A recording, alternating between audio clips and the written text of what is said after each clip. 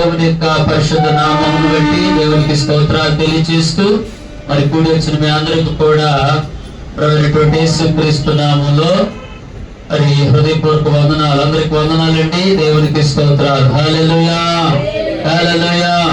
పిల్లరా, మరి సమయంలో దేవుని సన్నిధిలో ఇప్పటి వరకు మనం కీర్తనలు పాడి దేవుని స్తుతించి దేవుని యొక్క ఉన్నతమైనటువంటి నామాన్ని కనపరచడానికి ప్రభు మరొక అవకాశాన్ని దేవుడు మనకి ఇచ్చాడు. నిజంగా ఈ అవకాశం లేక ఈ తరుణం లేని వారు మరి చాలా మంది భూగర్భంలో అది సజీవులుగా లేకుండా నిర్జీవులు అయిపోయారు. అని దేవాతి దేవుని యొక్క మహాకృప మనల్ని వెంటాడుతూ మనల్ని కాపాడుతూ మన క్షేమాన్ని విస్తరింప చేస్తూ మన ఆయుష్ కాలాన్ని పొడిగిస్తూ మన దినాలు అధికము చేస్తూ మన ఎడల దేవుడు ఉన్నతమైన ఆలోచన కలిగి మనకు తన కృపను ఇస్తూ ఉన్నాడు. హల్లెలూయా.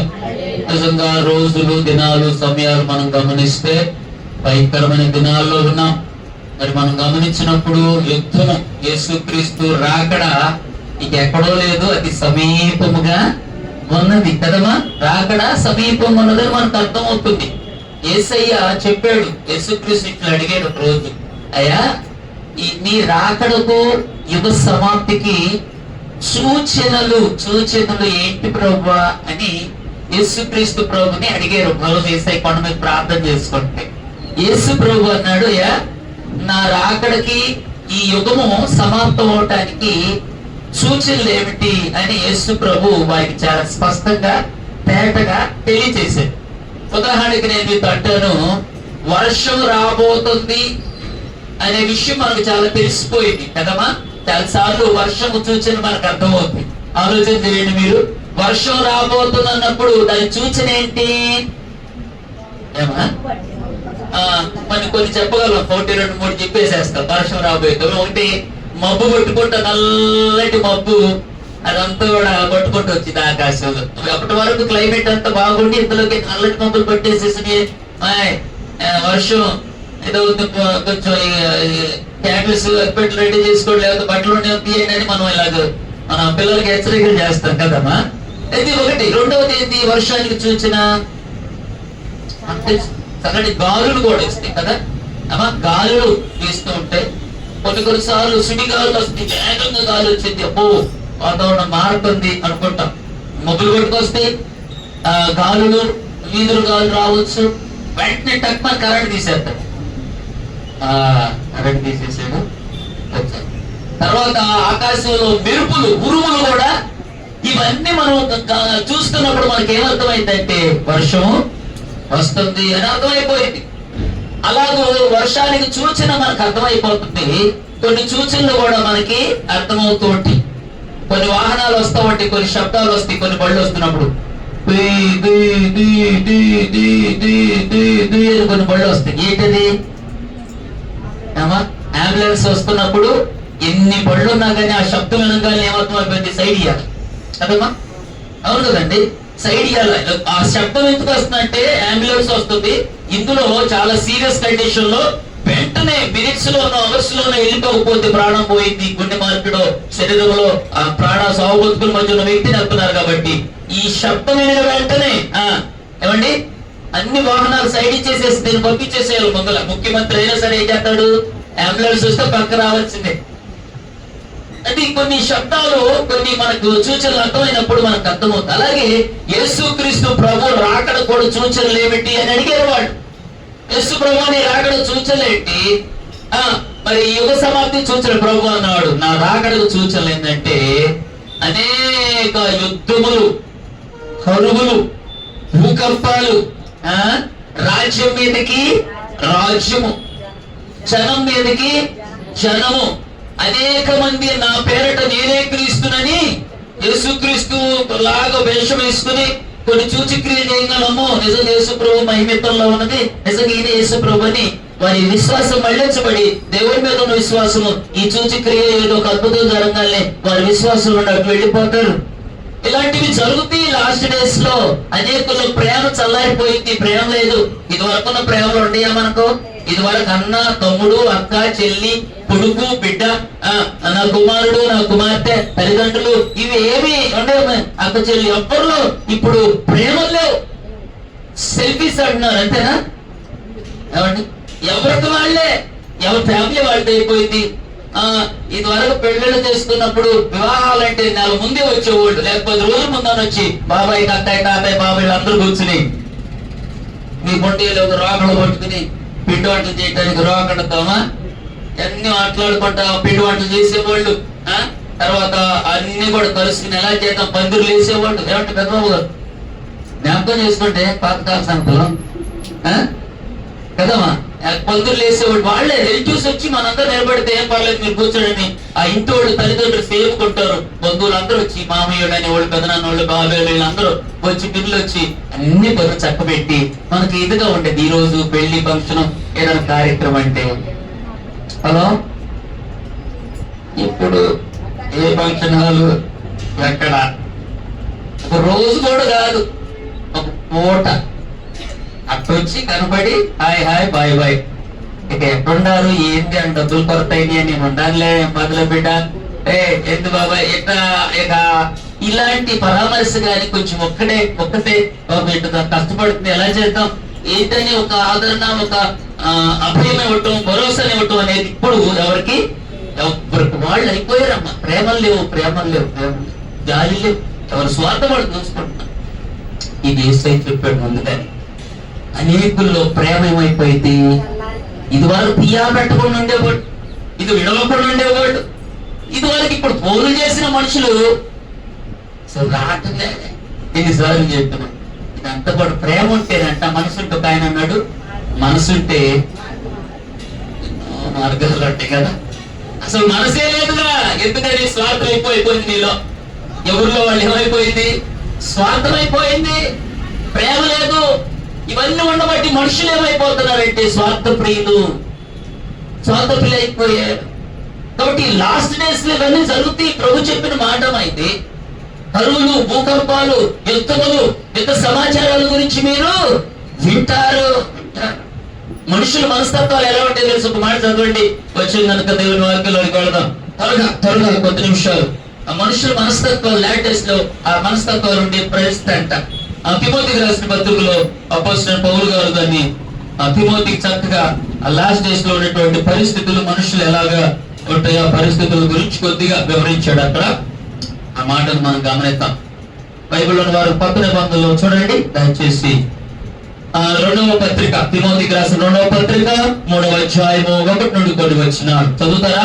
మా సాయి గారు ఎవరు తీస్తే ఒకటి చదవండి. అంత్య దినములలో అపాయకరమైన కాలములు వచ్చునని తెలుసుకోనండి. తిమోతికి రాసిన 2వ పత్రిక 3వ అధ్యాయం 1 నుండి చదువుతున్నాం. అంచె దినాల్లో అంటే లాస్ట్ డేస్ లో, చివరి దినాల్లో అపాయకరమైన కాలములు, మంచి కాలాలు కాదు, అపాయం ఎటెళ్ళినా కానీ ప్రమాదమే, ఎటెళ్ళినా కానీ అపాయకర పరిస్థితులే. అపాయకరమైన కాలములు వచ్చునని మీరు తెలుసుకోవాలి. దేవునికి స్తోత్రం చెప్పండి. హల్లెలూయా. ఏ కాలాలు రాబోతున్నాయి? మంచి కాలం లేదు. ఈ కాలాలు దుర్దినాలు, మంచి దినాలు కాదమ్మా, అపాయకరమైన కాలాలు. ఎవరు నమ్మటానికి వీలు లేకుండా పోయింది. ఆస్కరమైన పరిస్థితులు, భయంకరమైనటువంటి ఈ అపాయకరమైనటువంటి కాలాల్లో మనం బ్రతుకుతున్నాం. ఇది అపాయకరమైన కాలము, అపాయము, కీడు, ప్రమాదము ఎట్నుండి ఎలాగ వచ్చిందో, ఎవరికి వచ్చిందో మనకు తెలవదు. కాబట్టి ముందుగానే ఎలక్ట్ అవ్వండి, ముందుగానే తెలుసుకోనండి. అపాయకరమైనటువంటి అపాయము. అందుకని కొన్నిసార్లు కొన్ని ప్రయాణాలు చేస్తున్నప్పుడు కొన్ని చోట్ల ఇలాంటి బోర్డులు పెడుతుంటారు. బాబు పక్కన బోర్డులు అంటే ఏమంటది, కొన్ని కరెంట్ స్తంభాల దగ్గర అపాయము అంటారు. ఆ యొక్క డేంజర్ కదా, హెచ్చరిక, వార్నింగ్. ఇక్కడ ఆగి నిదానంగా వెళ్ళండి. ఇక్కడ స్పీడ్ బ్రేకర్ ఉన్నది. ఒకవేళ ఆగకుండా ఉంటే వాడిని వెళ్తాను ఏమైందంట అని ఆగకుండా ఏమని పోయేవనుకో ఏమైందమ్మా, తెత్తెదురుతావు, కింద పడతావు, కాలో చెయ్యో, ముక్కు, మొహం ఏదో ఒకటి ప్రమాదానికి గురైతే ఖచ్చితంగా. ఏ సతీష్ అంటే ఆగమంటే ఆగపోతే అంతే, హెచ్చరిక తీసుకోపోతే అంతే. అపాయమైన కాలాలని అప్పుడు చదువుతున్నాడు. ఇలాంటి వార్నింగ్లు ఉన్నాయి. దేవుడు కూడా మనకు చెబుతున్నాడు, అపాయకరమైన కాలంలో ఉన్నాం, మనం ఎలక్ట్ అవ్వాలా. హల్లెలూయా. అందుకని అంటున్నాడు, చదవండి, ఆ కాలాల్లో మనుషులు ఎలా ఉంటారు, మనస్తత్వాలు ఎలా ఉంటాయి అనే విషయాన్ని 2వ వచనం చదవమ్మా. ఎలగా అది మనుషులు స్వార్థము స్వార్థము స్వార్థము. ఇదేనండి ఏమైపోయినామా, స్వార్థ ప్రియులు, స్వార్థ ప్రియులు, స్వార్థంతో ఉండిపోయి. ఎవరు స్వార్థము, ఎవరితో వాళ్ళు చూసుకుంటున్నారు కానీ ఇతరుల విషయాల్ని పట్టించుకునేటువంటి నాదుడు లేనట్టు. అంతేగామా, మనకు స్వార్థము ఉండకూడదు, నిస్వార్థంగా బ్రతకాల. హల్లెలూయా. కానీ మనుషులు ఎలాగొచ్చేసింది, స్వార్థ ప్రియులు కనపడతారంటే కనపడుతున్నారు మనకి. ఇంకా చదవండి, ధనాపేక్షకులు. ఈ శ్లోకములో దేనికైనా సరే ధన ఆపేక్ష, ధనం ఉండాలి, ధనం సంపాదించుకోవాలి, ఉండటానికి తినడానికి. మనకు ఒక మంచి గృహము, మంచి ఇల్లు, మంచి వాహనాలు, మంచి కారు, మన బిడ్డలకు కావలసిన సమస్తమును ధనము లేకుండా ఏది కూడా చేయలేదు. ధనం ఉండాలి, ఇల్లు ఉండాలి, ఒక ఐశ్వర్యం ఉండాలి, అన్ని ఉండాలి, కానీ ధనం ఉండాలి, కానీ ధనాపేక్ష ఉండకూడదు. ధనాపేక్ష సమస్తమైన కీడులకు మూలం. ధనం అవసరమైంది ప్రభా, నాకు ఏది తక్కువ కానియొద్దు, ధనం కావాలి, అడుగు దేవుడిని అడుగు, అయ్యా నాకు ధనం కొరతగా ఉన్నది, ఫలానా కొరతగా ఉన్నది, అంతటితో సంతృప్తి పడాలి. కానీ ధనాపేక్షకు మనము పోకూడదు. దురాశ దుఃఖానికి చేటు. ధనం ఉన్న దానితో ఏం చేసుకోవాలా, సర్దుకో, సంతృప్తి పడు. అంతేగాని ఇతరులను చూసి, ఆళ్ళను చూసి, ఇది ఏడని చూసి మనం ఏమి కూడా పైగా హెచ్చున పోకూడదు. మన స్థాయికి తగ్గట్టుగా, మన స్థితికి తగ్గట్టుగా ఉండాలి. కానీ మనం అధికమైన వాటికి పోతే అప్పులు పాలవుతావు, నష్టాలు పాలవుతావు, దుఃఖానికి గురవుతావు. అంత ధనం ఉండాలి, కానీ ధనాపేక్షతో పరిగెత్తాడు ఎవరు? బైబిల్లో మీరు అందరూ తెలుసు కదా, ఒక ఆయన పరిగెత్తాడు ధనం కోసం. ఒక దైవజనుడేమో ఉత్తరా బాబు అన్నాడు. ఎవరు పరిగెత్తింది, ఎవరు చెప్పండి, గుర్తున్నారా? బైబిల్ ఒక ఆయన ధనం కోసం పరిగెత్తాడండి, చెప్పండి. ధనం కోసం పరిగెత్తినాడు ఆకాను, గెహజీ. ఎలీషా దగ్గరికి ఒక ఆయన వచ్చాడు, ఆయన పేరేంటి, కుష్ఠరోగం కలిగినటువంటి నయమాన్ వచ్చాడు. ఆయన ప్రార్థన చేశాడు, ప్రార్థన చేస్తున్నాడు, అయ్యా నీ కుష్ఠరోగం బాగాలంటే నువ్వు యోర్దాను నదిలో ఎన్నిసార్లు మనమన్నాడు, 7 సార్లు మనగమన్నాడు. ఎన్నిసార్లు అంటే 7 సార్లు మనగమంటే ఆయన కోపం వచ్చింది. ఎవరికి? కుష్ఠరోగం కలిగింది ఎవరండి? కుష్ఠరోగం ఎవరికి వచ్చింది?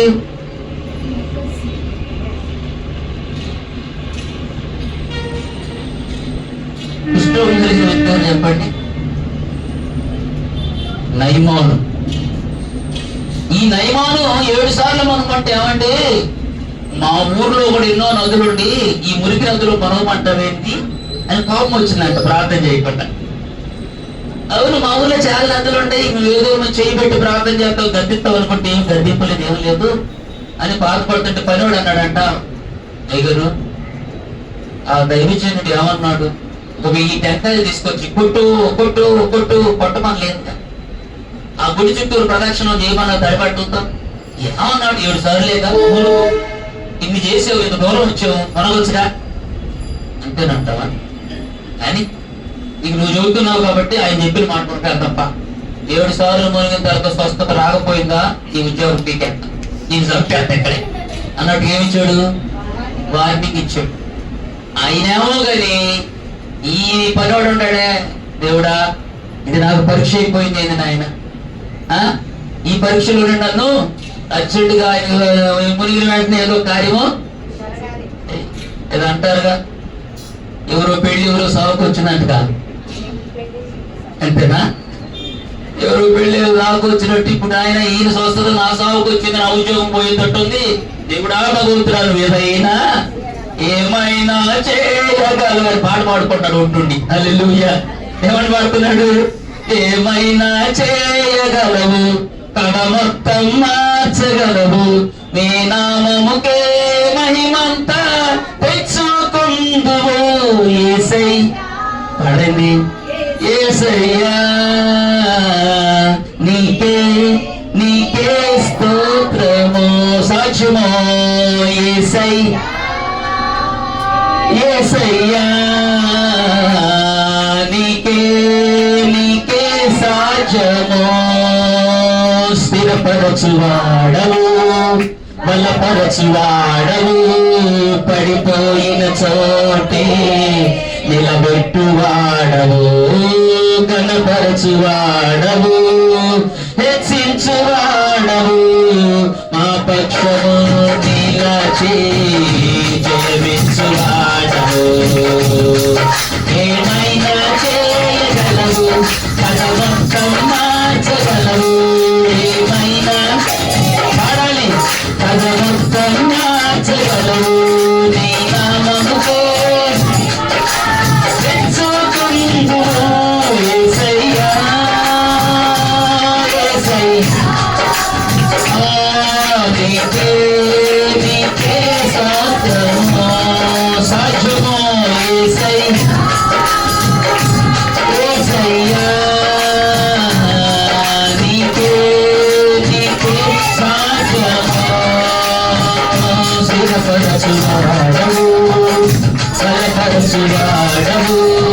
పడిపోయిన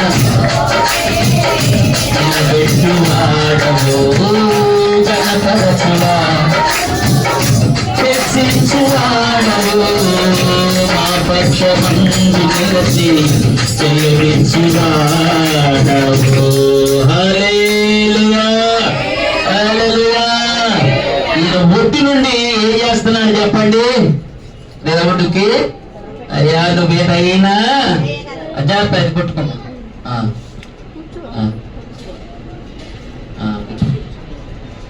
ఒడ్డు నుండి ఏం చేస్తున్నాడు? ప్రార్థన చేస్తున్నాడు, ఈ పాట పాడుతూ నువ్వేదైనా అయ్యా చెయ్యాలయ్యా నీకేదో అసాధ్యమే నీకు సాధ్యమేనని దేవుని స్తుతిస్తూ ఆయన ఒకలాగా దేవుని మళ్ళీ అలా కొట్టన్న సమయం విశ్వాసంతో ఈయన వెళ్ళాడు, యోర్దాను నదిలో దిగాడు. నయమాను ఒకసారి మునిగాడు, 2 సార్లు మునిగాడు, 3 సార్లు మునిగి ఒళ్ళంతా చూసుకున్నాడు. ఒక్క పొక్కు గాని ఒక్క ఈ కుష్టిలో ఉన్నటువంటి ఏళ్ళి దొరికిపోయి ఇరిగిపోయినటువంటి ఏ మార్పు కూడా రాలా. ఉరువురు చూశాడు. నువ్వు ఉరువును చూసినా అరువు కలిసి చూసినా కానీ నా వల్ల ఏం కాదు, నువ్వు 7 సార్లు కబడ్డీ చేయన్నాడు. 4 అయింది, 5 అయింది, 6 అయింది. 6 లేచి చూస్తే అసలు 6 అయినా కానీ ఒక్క మార్పు కూడా రాల. దేవుడా ఇక అయిపోయిందేమో తండ్రి ఆయన ఒకటి అనుకుంటున్నాడు. అయ్యో ఇంకొకసారి ఉంది, ఇంకొకటి ఉన్నది, ఇంకొకటి ఉంది. ఇంకొకసారి ఆ దైవజనుడు ఏడని చెప్పాడు కదా, నువ్వు 6 మునిగితేట నువ్వు భయపడుతున్నాడు, ధైర్యం చెబుతున్నాడు. 7వది అన్నాడు. కానీ అది 7వసారి మునిగి లేచిన వెంటనే దేవునికి స్తోత్రం. కుష్ఠరోగం ఏమైపోయిందో, కత్తిరించుకుపోయిన వేళ్ళు, రక్తం గారుతూ సీము గారుతున్నటువంటి వేళ్ళలోనికి దేవుని ప్రభావము జీవము వచ్చేసి కత్తిరించుకుపోయిన వేడు పొడుగొచ్చి కుష్ఠరోగంతో ఆ రక్తం మార్గలన్నీ పోయి గాయాలు కట్టబడి యేసు రక్తముతో దేవుని శక్తి చేత తాగబడి లేచిన వెంటనే పసిపిల్ల వాని దేహము వల్లే వచ్చింది. చప్పట్లు కొట్టు దేవునికి మహిమ ఘనత కీర్తి ప్రభావం చెల్దాం. హల్లెలూయా. మునిగి లేచిన వెంటనే దైవజనుడు మాటకు లోపడితే చెప్పింది చేశాడు కానీ సొంత ఆలోచన చెప్పింది చేసిన వెంటనే సంపూర్ణంగా పసిపిల్లవాడు మనం చూస్తే ఎలా ముందాడుతాం, ఎంత మంచి దేహం, అలాంటి దేహం అతనికి వచ్చేసిందంట. హల్లెలూయా.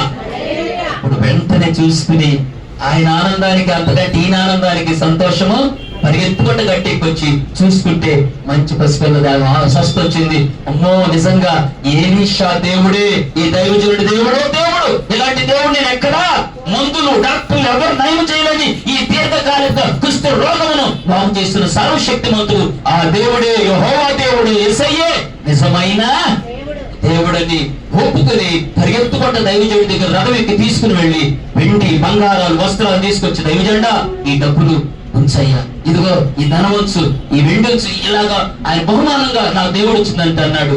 నువ్వు తీసుకొచ్చిన దానిలో నూనె పోగు కూడా నాకు దేవుడు ఇచ్చాడు. నీ దేవుడు సాక్షి చెప్పుకోపో అంటే, లేదయ్యా లేదా ఇది వచ్చంటే, రేపు నేను నీ దగ్గర కానుక నేను అది తీసుకున్నాను అనుకో, నా ఓరకులకు వచ్చింది ఏంది, ఇంత డబ్బు ఇచ్చా, ఇంత వెండి ఇచ్చా, ఇంత బంగారం ఇచ్చా, ఓరకులు ఇచ్చాడు అంటాడు, నా దేవునికి మహిమ రాదు. పో, దేవుడు ఉచితంగా ఇచ్చాడు, పో దేవుడిని కనుకొచ్చుకొని చెబితే రథం వేసుకుని నొక్కి తాగిలపడి ఆయన దండం పెట్టి ప్రార్థన చేసుకుని రథంకి వెళ్ళిపోతా ఉన్నాడు. ఇంకెంతలో పక్కనే శిష్యుడు ఉన్నాడుగా, ఎలీషా పక్కనే. ఆయనకి ధనాపేక్ష వచ్చేసింది. ఏంద్రీకి అసలు మా గురువు గారికి అసలు బుర్ర అనేది, అరే ఎంత వెండి బంగారం అంత ఈ రోజు రేటు 1,50,000 ఉందే, అది ఎంత కేజీ బంగారం తీసుకోమంటే ఉచితంగా తీసుకోవట్లేదురా, ఇన్ని డబ్బులు తీసుకొచ్చాడు, ఎంత మంచి మంచి వస్త్రాలు తీసుకొచ్చాడు అనుకుని దైవజనుడు ప్రాంతంలోకి వెళ్ళిన తర్వాత ఆయన లోపల కలిపేసి ఇక ఆయన రథం మీద వెళ్ళేలోకి ఇక రథం అప్పుడు పరిగెత్తున్నాడు. పరిగెత్తు అయ్యా నయమాన్ గారు ఆగండి అన్నాడు. ఆగమంటే వెలుగు నౌకయ్యా, ఆగమంటే ఆగాడు. అయ్యా ఏంటంటే ఏం లేదయ్యా, మా దైవజనుడు అన్ని వద్దు కానీ అంత వెండి అంత బంగారం కొన్ని వస్త్రాలు అంత ధనం తీసుకున్నాడని చెప్పి అదన్నిట్లు ఏం చేసుకున్నాడు, కొంత తీసుకొచ్చి గబగబ తీసుకుని ఇంటికే భార్యకి చెట్టుగా ఇప్పుడు నుండి తాడు బంగారం తాడు అడుగుతున్నావుగా, భార్యకి బంగారం తాడు ఏం కావాలి చెప్తాని అన్ని ఇచ్చేసి నడకుండా వచ్చి పిల్లి కనుక బాగా మూతి తుడుచుకుని వచ్చినట్టుగా మరి దైవజనుడు తలుపు దగ్గరికి వచ్చి, గహజీ ఎక్కడి నుండి ఎక్కడికి వెళ్ళాలంటే, ప్రభా దైవజనుడా నేను ఎక్కడికి వెళ్ళాను, నేను ఎక్కడే ఉన్నాను కదా అని ఆడ కాగుతాం ఆడి.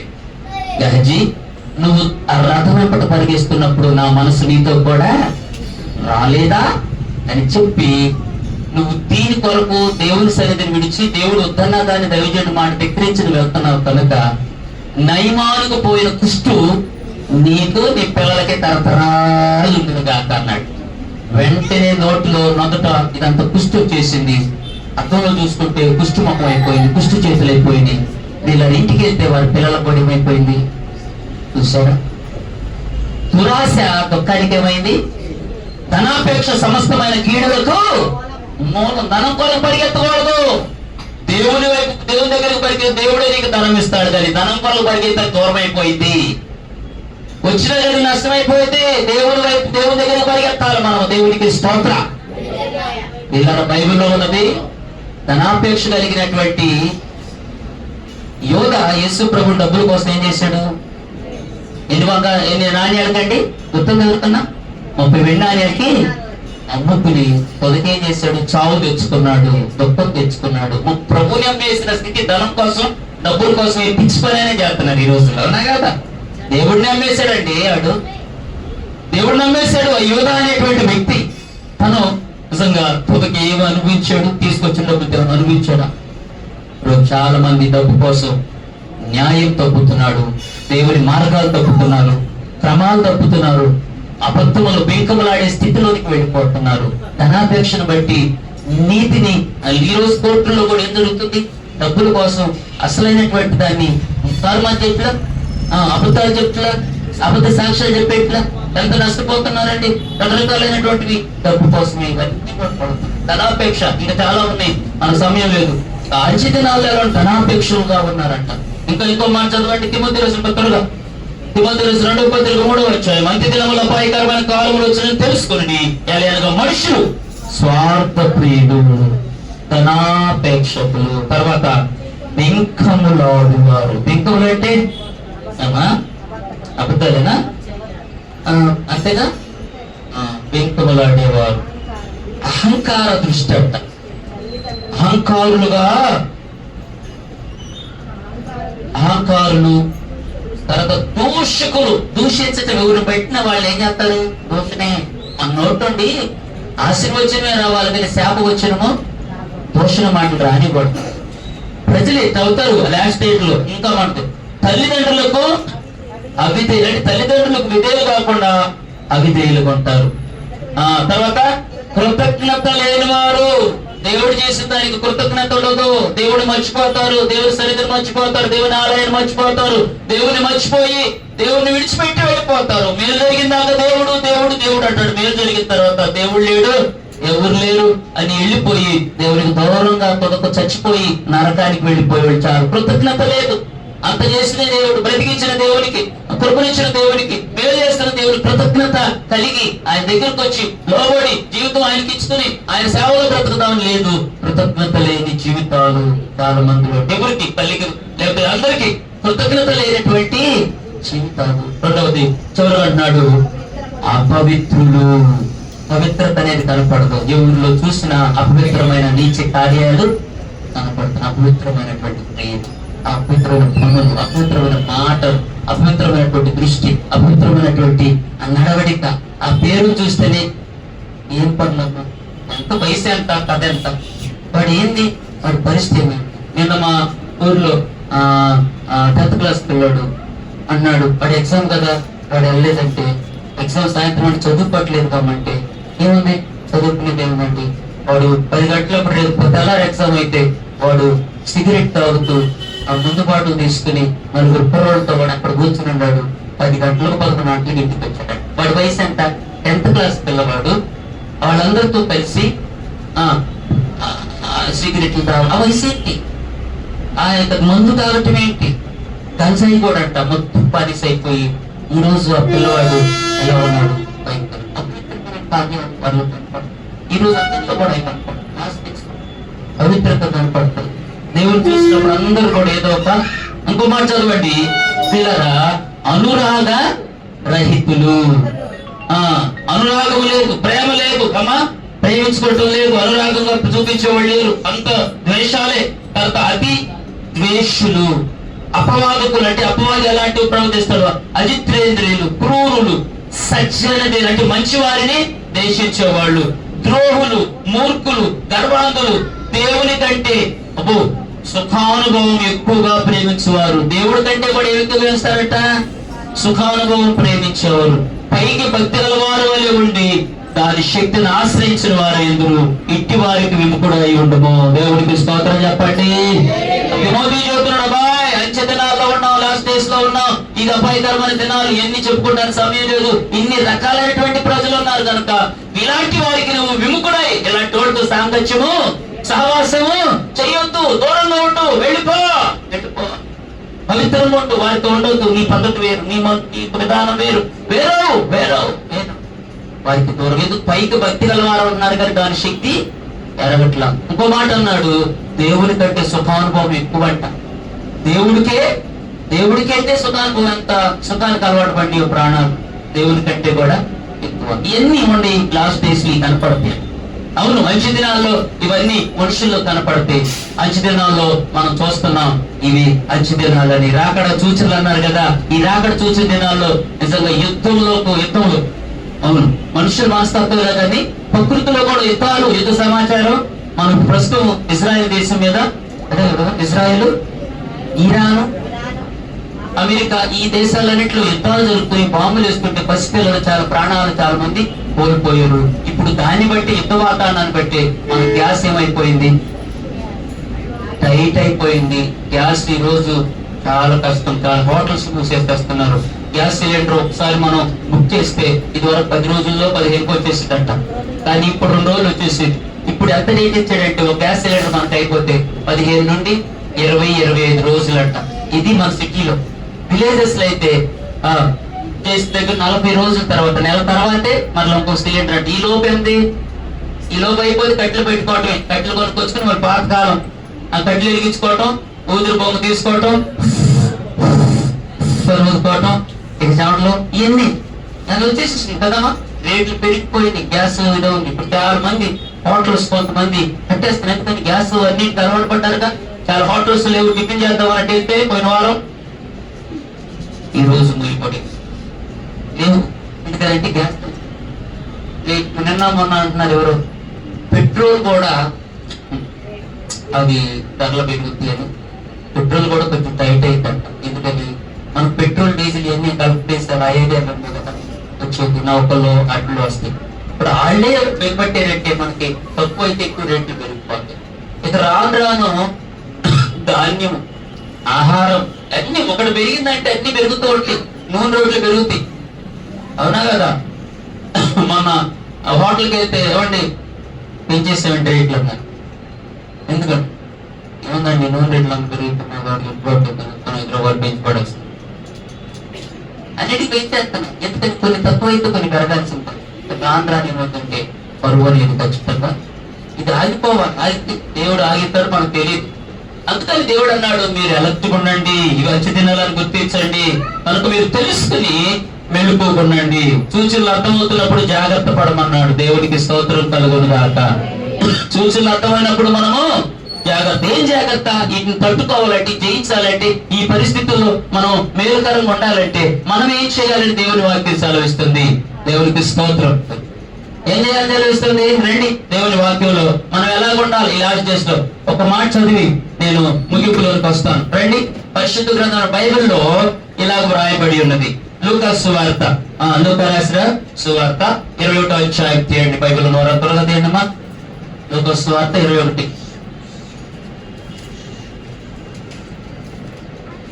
అధ్యాయము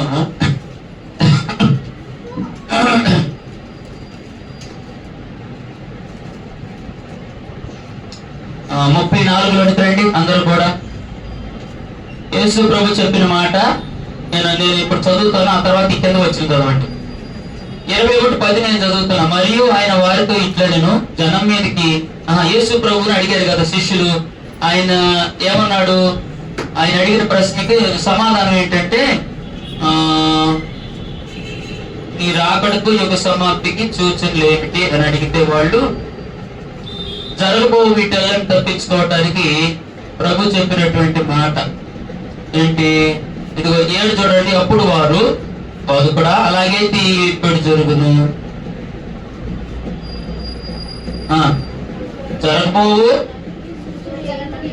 జరగబోవటం సూచన ఏమనగా ఆయన మీరు మోసపోకుండా చూసుకోండి. అనేకులు నా పేరట వచ్చి నేనే, మీరు వారి నేనని చెప్పుదురు గాని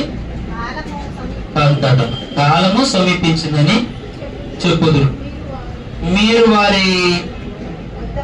వారి వెంబడి పడకుడి. మీరు యుద్ధములను గూర్చి కలహమును గూర్చి వినప్పుడు జడియకుడు, ఇవి మొదలవలసినవి కానీ అంతం వెంటనే అది. ఇక్కడ నుండి చూడండి 10 అందరూ చదువు. మరియు ఆయన వారి తిట్లను జనం మీదకి జనము, రాజ్యం మీదకి రాజ్యము లేచును. అక్కడక్కడ గొప్ప భూకంపములు, తెగుళ్ళు, కరువులు తటస్థించును.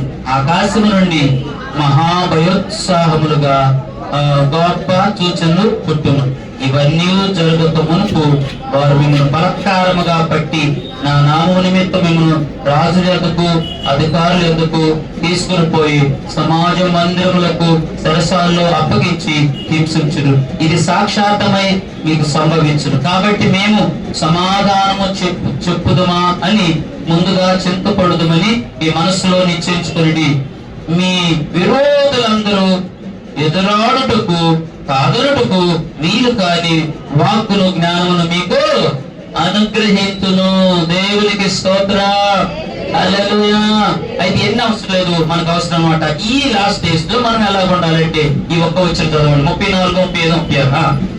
మీ హృదయములను ఒకవేళ తిండి వలనను, మత్తు వలనను, ఐహిక విచారం వలన మందముగా ఉన్నందున ఆ దినం అకస్మాత్తుగా మీ మీదకి ఉరువచ్చినట్లు రాకుండా మీ విషయమై మీరు జాగ్రత్తగా ఉండి. ఆ దినము భూమి అంతటా నివసించు ప్రజలందరి మీదకి అకస్మాత్తుగా వచ్చును. 36. కాబట్టి మీరు జరగబో వీటెల్లను తప్పించుకుని మనిషి కుమారుని ఎదుట నిలబడుటకు శక్తి కలవడన్నట్లు ఎల్లప్పుడూ ప్రార్థన చేయొచ్చు మెళకువగా. అది మనకు చెప్పింది. ఏమన్నాడన్నా ఈ లాస్ట్ డేస్ లో ఒకే ఒక మాట, చివరి దినాల్లో ఉన్న ప్రభు రాకడ ఎప్పుడు, మన పాపడు ఎప్పుడు తెలియదు కనుక ఎప్పుడు యేసు ప్రభు ఎలా వస్తాడన్నాడంటే దొంగ వచ్చినట్లుగా వస్తాడంట. ఆ దినముల గురించి, ఆ గడియను గురించి దేవుని దూతలకైనాను, తర్వాత ఏ మనుషులకైనాను కుమారుడు కూడా చెప్పాలి. ఆ రోజు ఎప్పుడు వచ్చింది రెండవ రాకడ ఆయన ఎవరికి చెప్పాలి, తండ్రికి తప్ప ఎవరికి ఆ రోజు తెలియదు. ఎలా వచ్చింది అన్నాడు, దొంగ ఇంటికి చెప్పి రాడు, దొంగ వచ్చినట్లుగా నేను వస్తానన్నాడు. గర్భిణీ స్త్రీకు ప్రసవ నొప్పులు ఎట్లా వస్తాయో నాకు మీకు తెలియదు. అలాగ వస్తాయి, నేను కూడా అలాగ రాబోతున్నాను కనుక ఎప్పుడు వస్తానో అకస్మాత్తుగా ఆ గడి ఉంది కనుక మీరేం చేయమన్నాడంటే మీ హృదయమును దేనితో నింపుతున్నాడు? మీ హృదయములో ఒకవేళ తిండి వలన, మత్తు వలన, ఐహిక విచారం వలన మందంగా ఉన్నందున ఆ రోజు అకస్మాత్తుగా మీ మీద వచ్చును. హల్లెలూయా. మన హృదయం దేనితో నిండకూడదు? తిండి తింటే మత్తు వచ్చేసింది, మగత వచ్చేసింది. తిండి వలన మత్తులుగా ఉండొద్దు. కొన్ని ఐహిక విచారాల వలన మందం అయిపోతుంది. ఏంటి పరిస్థితి? కొంతమంది ఇళ్లలో, మన ఇళ్లలో, కొంతమంది అందరి ఇళ్లలో ఏముంటుంది? ఐహిక విచారం, అంతా విచారాలు. ఆ డబ్బు ఎలా, ఈ పరిస్థితి ఎలా, ఇది ఎలా, ఈ ధనం ఎట్టు కట్టాలి, ఆ ధనం ఎట్టు కట్టాలి, ఆ లోటు ఎట్ట, ఆ పెట్ట, ఇంటి పరిస్థితి, ఈ శోధన ఏంటి, ఈ పిల్లల పరిస్థితి, నా పరిస్థితి, ఇవన్నీ కూడా ఐహిక విచారాలతో నువ్వు ఎదగలేవు. నిన్ను ముళ్ళు అందుకనే ముళ్ళు అనేటువంటి ఐహిక విచారాలు నేను ఏం చేస్తాను? దేవుళ్ళు ఎదగకుండా అణిచేస్తాను. ప్రార్థన చేయాలంటుంది ఈ పరిస్థితులు బట్టి ప్రార్థన, ఆలోచనలు, పిల్లల మనస్తత్వాలు, పిల్లల ఇంట్లో పరిస్థితులు, ఈ శోధనలన్నీ బట్టి మందం ఉండి ప్రార్థన రాదు, నీకు రాదు అణిచేసి ఎదుగుదల లేకుండా అణిచేస్తావంటే ఈ శోధనల చేత నువ్వు మందంగా ఉంటావేమో. ఈ ఐహిక విచారాలు, తన తిండి వలన మగతా మత్తు ఇవన్నీ ఉంటాయి కాబట్టి నిన్ను నువ్వు జాగ్రత్తగా వీటిలో చిక్కుకోకుండా, మందంగా ఉండకుండా, మత్తుగా ఉండకుండా వీటిని జయించుకుని నిన్ను నీవు జాగ్రత్త చేసుకో. హల్లెలూయా. జాగ్రత్త చేసుకోవడానికి నువ్వేం చేయాలంటే, దేవుని ఎదుటి నిలబడాలంటే జాగ్రత్త కలిగి ఎల్లప్పుడూ ప్రార్థన చేయొచ్చు, మెలకువగా ఉంటుగాక. హల్లెలూయా. స్తోత్రం చేద్దాం. హల్లెలూయా. హల్లెలూయా. మెలకువ కలిగి ప్రార్థన చేసిన శోధనలన్నీ తప్పించేదవు. మెలకువ కలిగి ప్రార్థన చేసిన శోధనలన్నీ తప్పించేదవు. ఆలకించి తండ్రి సన్నిధిలో నాకై విజ్ఞాపన చేయుచున్నావు. విజ్ఞాపన చేయుచున్నావు. నా యేసయ్యా నా స్తుతి ఆగము, స్తుతి ఆగములే నైవేద్యములై నీ సన్నిధానము చేను నిత్యము చేతు నాకు సహాయము. విను వెంటనే, విను వెంటనే. హల్లెలూయా. కాబట్టి మెళుకు కలిగి మనం ప్రార్థన చేస్తే దేవుడు సహాయం మనకి వీటన్నిటి నుండి తప్పించుకోవడానికి, ఈ కరువులో, ఈ కష్టములో, ఈ ఇబ్బందుల్లో, ఆ కీడులో చిక్కుకోకుండా, నష్టంలో చిక్కుకోకుండా ఈ మెళుకుతో ప్రార్థన చేస్తే దేవుడి ఎదుట నిలబడుటకు శక్తిని ఇస్తాడు. ఎత్తబడుటకు అర్హతను దేవుడు. బుద్ధి కలిగిన కన్యకులు, బుద్ధి కలిగిన కన్యకులు ఇద్దరు ఉన్నారు. ఒక మాట చెప్పి ముగించేస్తున్నారు. వాళ్ళు 10 మంది దేవుడిని ఎదుర్కోవడానికి వచ్చాడు రాకడలో. కానీ ఎంతమంది వాళ్ళు ఎత్తపడ్డారు, ఎంతమంది విడవబడ్డారు మనందరికి తెలుసు అమ్మా. ఎంతమంది ఎత్తపడ్డారు చెప్పండి? ఆ ప్రధాన దేవుడు రాకడలో పెళ్లి కుమారుడు రావడం లేట్ అయింది. ఎంతమంది? 5గురే. 5గురు విడవబడ్డారు. ఎందుకని అంటే పెళ్లి కుమారుడు రావటం ఏమైందంట, కొంచెం ఆలస్యమైంది. అని ఆలస్యమైందని ఏం చేశారు? అందరు కొనికి నిద్రించారు, నిద్రపోయారు. నిద్రపోయిన తర్వాత ఎంతలోకి నిద్రపోతూ ఉండగా మధ్యరాత్రి దేవుడు బోరు తేయటం బోర మరి కడబోరు ఊదినప్పుడు వెంటనే టక్మని మెడుకోకుండా వాళ్ళంతా టక్ టక్ టక్ లేసి దివిటీలు వెలిగించుకున్నారంట. ఏం చేశారమ్మా? చక్కగా 5గురు కన్యకులు దివిటీలు మాత్రం చక్కగా వెలుగుతున్నాయి. ముఖ కాంతులు వారి ముఖాలు కనపడతాయి దివిటీలు వెలిగి.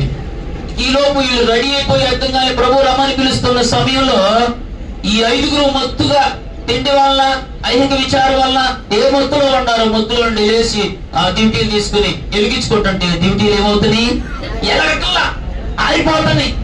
అయ్యో ఏమైంది? నా డ్యూటీ అవ్వట్లేదు, నా డ్యూటీ అవ్వట్లేదు, ఏమైంది అని చూసుకుంటే చెక్ చేసుకుంటే తొదక ఆ డ్యూటీలు లేవలేదంటే నూనె లేదు. వీళ్ళు డ్యూటీలు మరి ఇద్దరు తెచ్చుకున్నారు కదా. ఏంటంటే ఈ బుద్ధి కలిగిన కన్యకులు జాగ్రత్త పడ్డారు. ముందు జాగ్రత్త వాళ్ళకి ఏంటి?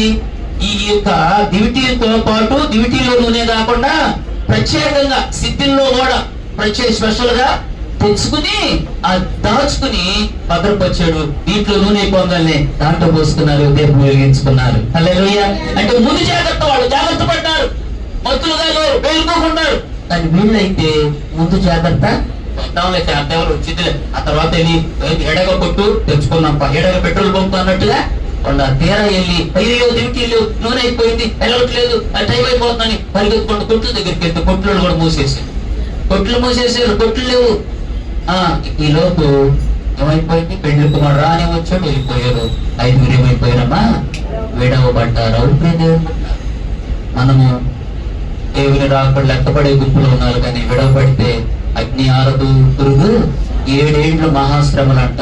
ఆ శ్రమలలో నువ్వు విడవబడితే అది ఎంత ఘోరం అంటే అమ్మా, ఎన్నో శ్రమలు ఉంటాయి విడవబడ్డవాడికి. ఎన్నోటి ఒక పాట పల్లబాడి నేను ముగించేస్తాను అమ్మా. ఆ దినం విడవబడితే మనకి ఎంత నష్టం అంటే అది శ్రమ, అది కష్టం. ఆ శ్రమంలో కష్టాల్లో ఉండకూడదని దేవుని ఉద్దేశం. మెలుగుకుండు, జాగ్రత్తలు ఇప్పుడే ప్రార్థన చేసుకో, తప్పించబడి ఎత్తబడి ఉండాలని దేవుడు చెబుతున్నాడు. అందులో ఒక పాట ఉంది, అది యేసయ్యా ఉగ్రత రోజు, 7 శ్రమల రోజు, పాపులంతా ఏడ్చే రోజు, 7 శ్రమల రోజు, పాపులంతా ఏడ్చే రోజు, అది ఆ రోజు, యేసయ్యా ఉగ్రత రోజు, 7 శ్రమల రోజు, పాపులంతా ఏడ్చే రోజు, అదే ఆ రోజు. ఓ మనిషి యోచించవా, ఈ బ్రతుకు ఎలా ఉన్నదో, ఓ మనిషి యోచించవా, ఈ బ్రతుకు ఎలా ఉన్నదో,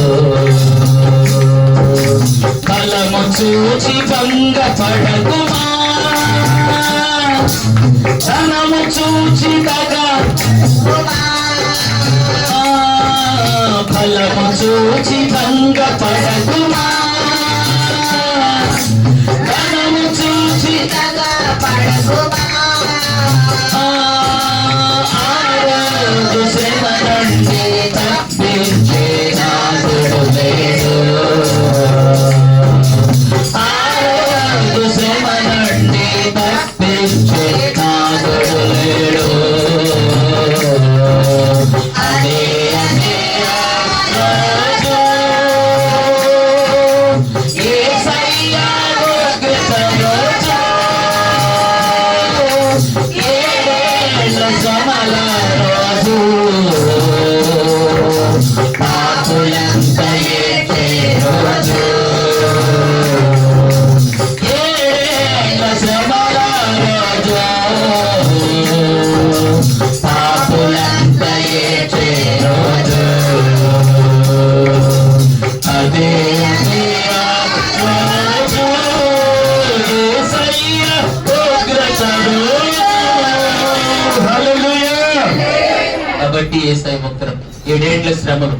కాబట్టి తిట్టుకోకళ్ళు, కొట్టుకోకళ్ళు, తల్లి జాడ తెలకలేక ఎవరికి వాళ్ళు ఆ రోజు మనిషిగా యోచించు, నువ్వు ఎలా ఉన్నావు, ఏ స్థితిలో ఉన్నావు, ప్రభు రాకడానికి సిద్ధమేనా, ప్రార్థన ఉన్నదా, జాగ్రత్త పడుతున్నావా, వెలుగుకున్నావా, లేకపోతే మగతలో ఉంటున్నావా, రా బయటికి.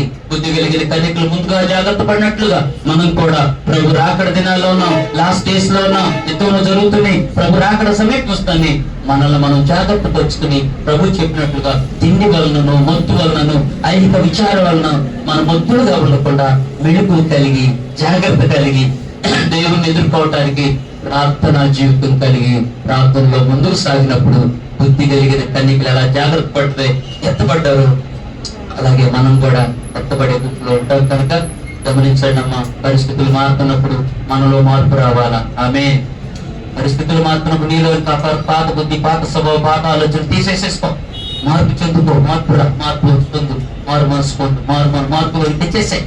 అప్పుడు దేవుడు నీలో ఉన్న మార్పును బట్టి, నీలో ఉన్న విధేయతను బట్టి, భక్తిని బట్టి, విశ్వాసాన్ని బట్టి, విధేయతను బట్టి దేవుడు నిన్ను కనికరపడి దేవుని సన్నిధిలో ఎదుర్కొనే శక్తినిచ్చి, బలంనిచ్చి, ఆయన రాకడలో బుద్ధి కలిగిన కన్నికల్లో నువ్వు కూడా ఉంటావు. అప్పుడు దేవుడితో యుగాల ఆనంద సంతోషాలతో ఉంటావు. దేవునికి స్తోత్రం.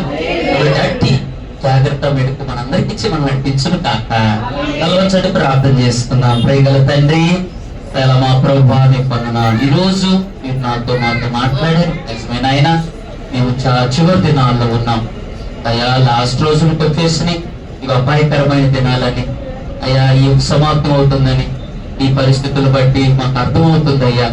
మనకి ఈ యొక్క నీ రాకడ దినాలకు వచ్చేసామయ్యా. రాకడ గంటలు మోగుతున్నాయి, రాకడ సూచనలు కూడా మాకు కనపడుతున్నాయి అయ్యా. మేము అవన్నీ చూస్తే ఇంకా జాగ్రత్త లేకుండా, మాలో మార్పు తెచ్చుకోకుండా, ఇంకా ఏదో ఒక మత్తు మరపులోను, అనాలోచనతోను ఈ ఇంట్లో, ఈ కుటుంబంలో, ఈ పిల్లలను బట్టి, ఇంటిని బట్టి, అప్పులను బట్టి, ఈ శోధనను బట్టి చిక్కుకున్నటువంటి చిక్కుల్లో చిక్కుకుపోయి ఒకవేళ మేము ఈ మత్తులో ఉంటే మీ బోర వినపడదేమోనైనా. ఆ బుద్ధి కలిగిన కనికలు ఎంతబడి వెళ్ళిపోయారు. విడవబడిన వాళ్ళ మేము విడవబడితే ఈ బాధలు మేము తట్టుకోలేమయ్యా. ఎప్పటికే బాధలు పడుతున్నాం తండ్రి, ఎప్పటికైనా కష్టాలు పడుతున్నామయ్యా, ఎప్పటికైనా నష్టాలు అయ్యా. అయ్యా, ఈ బాధలు చాలు, ఇంకా అధికమైన బాధలా వద్దయ్యా, మాకొద్దు తండ్రి. ఈ బాధలు చాలయ్యా. ఈ కష్టంలో, ఇప్పుడున్న కష్టాల నుండి మమ్మల్ని బయటకు తీసుకురాను ఆయన. ఈ శోధన నుండి, ఈ చిక్కులో నుండి, ఈ వేదనలో నుండి, ఈ బాధలో నుండి నన్ను, నా కుటుంబాన్ని, నా బిడ్డలను బయటకు తీసుకురా ప్రభువా. సులువైన మార్గంలో అయ్యా మంచి పరిస్థితులు నాకు ఇవ్వండి. చాలయ్యా, ఈ శోధన చాలు, ఈ కీడు చాలు, పడిన కష్టం చాలయ్యా, ఎదుర్కొన్న బాధ నాకు చాలు తండ్రి. నా వల్ల కావట్లేదు తండ్రి, ఇదే నన్ను పైకి లేపాలయ్యా. నా వల్ల అయితే కాదయ్యా. ఇదే నా చేయి పట్టుకుని నడిపించయ్యా. ఈ ఊపిలో నుండి పైకి లేపయ్యా. నా అడుగులు స్థిరపరిచాయి, నా జీవితాన్ని స్థిరపరిచాయి. పరిస్థితుల్లో ఎంతకాలం చూసినా పరిస్థితి మారినట్టుగా ఉంటుంది. నా వంతు నేను ప్రయాసపడ్డా, నా వల్ల కావట్లేదయ్యా. నీ మీద భారం ఏమన్నావు కదా తండ్రి, నీ భారాన్ని వేస్తున్నాను నా మీద ప్రభా. నా భారం అంతా నేను మీదేస్తున్నాను. మీరే నన్ను ఆదుకుని సరి చేయండి. బుద్ధి కలిగిన కనికల వల్ల నన్ను మార్చయ్యా.